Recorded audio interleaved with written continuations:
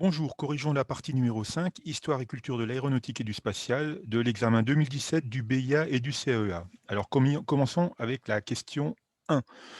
En 1752, Benjamin Franklin démontre l'origine de la foudre à l'aide d'un engin en vol dans un ciel d'orage. Il s'agit d'une fusée pyrotechnique, d'un cerf-volant, d'un ballon à gaz, d'un ballon à air chaud. Réponse bravo, d'un cerf-volant. D'accord. On a l'image où il prend la foudre avec le cerf-volant. Et vous pouvez retrouver cette image dans le briefing Hôtel 02. Question numéro 2. En 1858, pardon, Félix Tournachon, dit Nadar, fut le premier à réussir depuis la nacelle d'un ballon à gaz, un relevé de pression atmosphérique en haute altitude, une mesure précise de vitesse d'ascension, une photographie aérienne de Paris, la mesure de la déclinaison du champ magnétique terrestre. Alors la bonne réponse, c'est la réponse Charlie, une photographie aérienne de Paris. Donc c'est une question un peu difficile qu'on n'a pas vue en briefing, mais pour revoir cette époque-là, regardez le briefing Hôtel 04. Question numéro 3. En 1797, un aérostier effectue depuis la nacelle d'une montgolfière le premier saut en parachute de l'histoire. Cet aéronaute s'appelle alors le marquis d'Arlande, Jacques Charles, André Jacques Garnerin, Pilâtre de Rosiers, avec normalement pas de S et un accent circonflexe sur le A. Voilà. Alors, la bonne réponse, c'est André Jacques Garnerin, d'accord? Vous vous rappelez que l'image qu'on avait eue pour mémoriser son nom, c'est que c'était un sacré garnement de sauter par-dessus la montgolfière, la nacelle de la montgolfière pour faire un saut en parachute, voilà. Donc, briefing Hôtel 06 pour revoir ça. Question numéro 4. En 1871, déjà, Paris est assiégé par les Prussiens. Toutefois, Léon Gambetta, ministre du gouvernement provisoire, parvient à s'évader grâce à un dirigeable, un avion, un parachute ascensionnel, un ballon à gaz. Alors, c'est un ballon à gaz, réponse Delta. Mais bon, c'est pas en 1871, c'est le 7 octobre 1870. D'accord? Donc, il y a une petite erreur dans l'énoncé. Vous pouvez revoir ça dans le briefing Hôtel 04. Question numéro 5. Le premier dirigeable qui part de Saint-Cloud parvient à contourner la tour Eiffel en 1901 était piloté par Clément Ader, Gaston Tizandier, Alberto Santos Dumont, Otto Lilienthal. Il s'agit de Alberto Santos Dumont. Réponse Charlie. D'accord.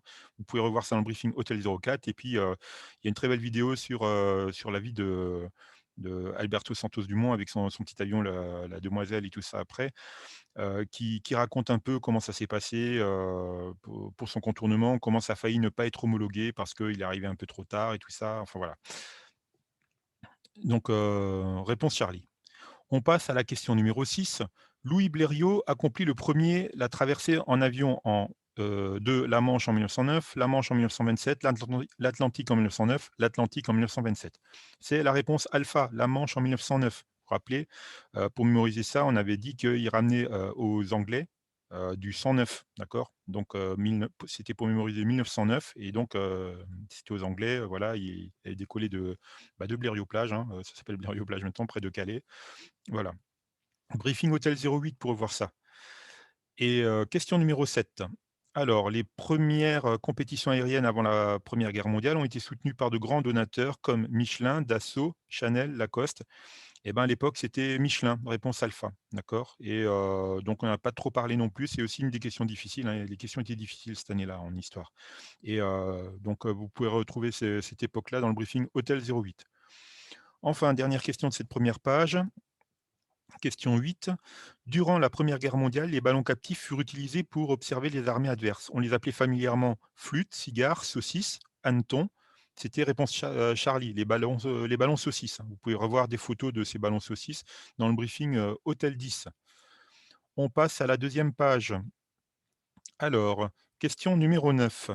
En 1916, Marcel Dassault, qui s'appelait Marcel Bloch à l'époque, a conçu un train d'atterrissage, un profil d'aile, une hélice, un pilote automatique. Bah, il a conçu l'hélice éclair, hein, d'accord? Donc, l'hélice éclair dont on a fêté en 2016 le 100e anniversaire, d'où la question 2017 à l'examen. Réponse Charlie, une hélice, d'accord? Et vous pouvez revoir ça dans le briefing Hôtel 09. Question numéro 10. En 1921, Adrienne Bolland fut la première aviatrice à traverser la cordillère des Andes, les Alpes, La Méditerranée, entre le continent et la Corse, le continent antarctique, c'est évidemment la cordillère des Andes, hein, sur un avion pas très performant, hein, le Condor J3, elle n'avait pas réussi à avoir mieux et elle a atterri le 1er avril 1921, donc à Santiago du Chili. D'ailleurs, le consul n'est même pas venu l'accueillir, il pensait que c'était une blague, que c'était un poisson d'avril. Voilà et pour, ça, c'est pour la petite histoire. Et donc 1921, donc j'enregistre cette vidéo en 1921. On va bientôt fêter son anniversaire là on va fêter l'anniversaire de ce vol dans quelques jours et demain en fait parce qu'on est le j'enregistre aujourd'hui le 31 mars et voilà donc cette question pourrait tomber à l'examen en 2021, d'accord? Si vous regardez cette vidéo dans le cadre de vos révisions, pour l'examen 2021. Donc remettez-vous ça en tête dans le briefing, hôtel 14. Voilà. Question numéro 11. En 1930, un pilote de l'aéropostale s'écrase dans les Andes. Après 5 jours et 4 nuits, il finit par retrouver la civilisation. À un ami, il confie: «Ce que j'ai fait, je te le jure, aucune bête ne l'aurait fait». Il s'appelait Jean Mermoz, Pierre-Georges Latécoère, Antoine de Saint-Exupéry, Pierre Guillaumet. Et ben, cette question a été annulée parce que c'est aucune des bonnes réponses, hein. C'est pas Pierre Guillaumet, c'est Henri Guillaumet, d'accord? Et Pierre Guillaumet, c'est en fait le frère d'Henri qui est décédé à l'âge de 2 ans. Donc, là, il y a une erreur et donc la réponse attendue était la réponse, delta, Guillaumet, mais donc le prénom était pas bon, c'était Henri et pas Pierre, voilà. Vous pouvez revoir ça dans le briefing hôtel 12, hein, un des 2 briefings sur l'aéropostale. Ensuite, question numéro 12. Dans les années 1930, les Allemands deviennent les leaders mondiaux dans la construction des planeurs. Ce succès est dû en grande partie à une absence totale d'approvisionnement en carburant, à leur industrie du balsa, à l'interdiction qui leur est imposée de constituer une aviation militaire motorisée après la guerre 14-18, aux polymères qu'ils utilisent pour obtenir des surfaces de voilure très lisses. Alors c'est évidemment ni la B, ni la D, d'accord, c'est pas possible, et c'est pas la A non plus en fait, c'est la réponse Charlie, d'accord, à l'interdiction qui leur est imposée de constituer une aviation militaire motorisée après la guerre de 14-18. Donc ça, c'était dans le début des années 30. Vous pouvez revoir cette époque-là dans le briefing Hôtel 06. On continue avec la question 13. En 1936, disparaît Jean Mermoz à bord de son Latéco Air 300 lors d'une traversée de l'Atlantique Dakar-Natal, donc l'Atlantique Sud, en équipage. L'avion s'appelait l'Oiseau Blanc, le Spirit of Saint-Louis, la Croix du Sud, l'Éole. C'était, réponse Charlie, la Croix du Sud, d'accord? Donc, vous pouvez revoir cette époque-là des grandes traversées dans cette dernière de Jean Mermoz, dans le briefing Hôtel 14.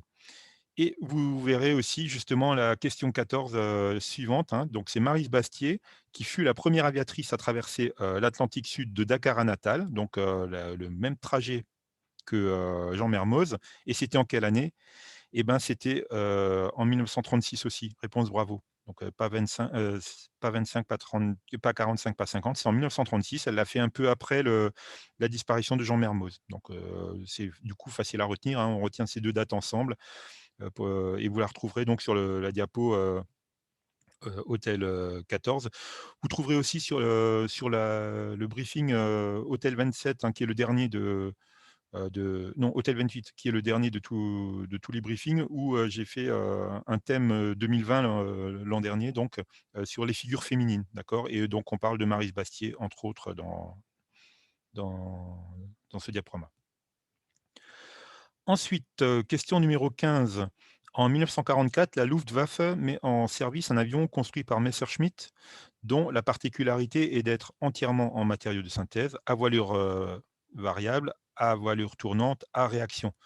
Donc c'est à réaction, d'accord? En 1944, c'est l'avion à réaction, c'est le Messerschmitt 262, hein, un Bf 262, réponse delta, et vous pouvez revoir ça et voir la photo de l'avion dans le briefing hôtel 17. Enfin, question 16, dernière question de cette page. Au lendemain de la Seconde Guerre mondiale, les Américains recrutent l'un des meilleurs, spécialistes allemands en technique aérospatiale. Il s'agit de Junkers, Messerschmitt, Stuka, von Braun. C'est évidemment von Braun, hein, Werner von Braun, réponse delta, et donc il va beaucoup contribuer à la course à la Lune, d'accord? Vous pouvez revoir ça dans le briefing hôtel 23. On passe à la page suivante avec les 4 dernières questions du BIA et du CAEA et communes au BIA et au CAEA. Alors, question 17. L'équipage de la mission spatiale Apollo 13, menée en 1970 par les États-Unis pour explorer la Lune, a été victime d'une grave avarie le mettant en péril. Le premier à s'être posé sur la Lune, le dernier à s'être posé sur la Lune, victime d'un accident au sol. C'est la réponse alpha, d'accord? Victime d'une grave avarie le mettant en péril. Donc, c'est pas celui qui s'est posé sur la Lune, ça c'est le 11, d'accord? C'est la mission Apollo 11. Donc vous pouvez retenir qu'Apollo 13, ben 13, il avait la poisse, quoi, voilà, ça lui portait malheur. Si ça peut vous aider à mémoriser, voilà. Et c'était donc, l'année après le Apollo 11, hein, là, en 1970. Donc, cette époque-là, vous pouvez la revoir dans le briefing, Hôtel 24. Question numéro 18. Le développement d'Airbus s'est bâti sur une coopération franco-allemande à partir du milieu des années 70, 80, 90 ou 2000. C'est à partir du milieu des années 70, on va dire, d'accord? Donc on a eu l'Airbus A300B qui a volé pour la première fois en 1972, d'accord? Donc sur tout ce qui est Airbus, Boeing et Concorde, vous avez le briefing Hôtel 21, donc réponse alpha. Question numéro 19. L'objectif de la sonde Rosetta, lancée en 2004, est parvenu à destination 10 ans plus tard, donc en 2014, était d'observer les éruptions solaires, de poser un atterrisseur sur une, comète pour analyser sa composition, de vérifier les conditions d'un voyage vers Mars, de transporter les témoignages, pour d'éventuelles, civilisations extraterrestres. Donc c'est la réponse, bravo. De poser un atterrisseur, l'atterrisseur s'appelait Philae, sur une comète. Alors, la comète, c'était Shnuryunov, quelque chose comme ça, je ne me rappelle plus trop du nom. C'était un nom assez difficile à mémoriser, hein, on aurait dit un volcan islandais. Voilà, pour analyser sa composition, d'accord? Et c'était, on en parle un peu dans le briefing Hôtel 27. Enfin, dernière question, question 20. En 2009, Airbus inaugure le premier vol commercial du plus grand avion civil au monde. Cet avion s'appelle l'A400M, l'A380, le 777, le Beluga. Alors bon, déjà, c'est pas en 2009, c'est le 25 octobre 2007, donc de nouveau une erreur de date, que la compagnie Singapore Airlines a eu son premier Airbus A380, d'accord? Donc l'Airbus A380, c'était le plus grand avion civil au monde, c'était le double pont, d'accord? Un Airbus double pont, donc à 2 étages, hein. Et voilà, près de 800 passagers, voilà. Donc vous pouvez retrouver, l'histoire des Airbus et des Boeing et tout ça dans le briefing Hôtel 21. Voilà, on a terminé avec les questions qui étaient communes au BIA et au CEA et maintenant on va attaquer les questions spécifiques au CAEA, qui sont un petit peu plus difficiles. Alors, même beaucoup plus difficiles. Question 21. Considéré comme le père de l'aviation populaire, Henri Minier développa en 1933 un aéronef original qui ne peut se mettre en vrille. Il s'agissait du Criquet, Tan, Pouls du ciel, de Dragonfly. C'est le Pouls du ciel, réponse Charlie, d'accord? Donc cette époque-là, vous pouvez la voir, dans le briefing Hôtel 15. Ensuite, question 22. Louis Breguet, connu pour ses avions, développa en 1907 le gyroplane Breguet-Richet numéro 1. Il s'agissait d'un quadrirotor moteur, quadrirotor bimoteur, birotor monomoteur, birotor contrarotatif. D'accord? Donc c'est un quadrirotor monomoteur. D'accord? Et donc ça, c'était un peu avant. Donc c'est vrai qu'on n'a pas trop on n'a pas parlé dans les briefings de Louis Breguet parce que le vol n'était pas très stabilisé, contrairement à celui de Paul Cornu, hein, qui s'est fait la même année. Et Louis Breguet, donc, il a fait ce premier vol à Douai, hein, dans le nord de la France. Et vous pouvez retrouver cette époque dans le briefing Hôtel 07. Question numéro 23. En 1929, un équipage français réussit la première traversée de l'Atlantique Nord dans le sens États-Unis-Europe, aux commandes du Breguet, 19, point d'interrogation. Le Vavasseur, PL8 Oiseau blanc, Cousinet 70 Arc-en-ciel, Bernard 191 Oiseau canari. Alors c'est la réponse delta. On l'a pas vu ça dans le briefing Hôtel 14, hein. On n'est pas rentré à ce niveau de détail vu que c'est un équipage français et qu'il y avait déjà eu avant, les Américains qui l'avaient fait dans ce sens-là en 1927. Donc on avait plus, marqué le coup pour on avait retenu en fait ceux qui avaient échoué dans le sens, heu, Europe-États-Unis et ensuite ceux qui avaient réussi dans le sens Europe-États-Unis en 1930, d'accord? Donc, Dieudonné, Coste et voilà. En 1900 donc briefing Hôtel 14 pour ces grandes traversées, hein, on en a déjà parlé tout à l'heure. En 1940, lors de la bataille de France, l'armée de l'air utilisa des Newport 622, des Spad 16, des Curtiss P-47 et des Dewattin 520. Donc ça, l'avion à retenir, donc celui-là, c'est le Dewattin 520. Donc dans le briefing, hôtel 17. D'accord. Donc c'est l'avion français à retenir pendant la Seconde Guerre mondiale. Ensuite, question 25 pour finir. L'Europe, via son agence spatiale, donc l'ESA, a travaillé sur le développement, abandonné en 1992, d'une navette spatiale. Il s'agissait du projet Ares, Hermès, Éole ou Héraclès. Donc c'était le projet Hermès, réponse bravo, d'accord. Et pour, info, les Russes aussi, ils avaient, travaillé sur le projet, Buran, voilà, sur, la navette spatiale Buran. D'ailleurs, vous pouvez trouver une maquette de l'Hermès, donc voilà, vous la trouvez en Belgique, un sur l'autoroute entre Bruxelles et le Luxembourg, sur le bord, vous voyez ça, voilà. Donc briefing, hôtel 26.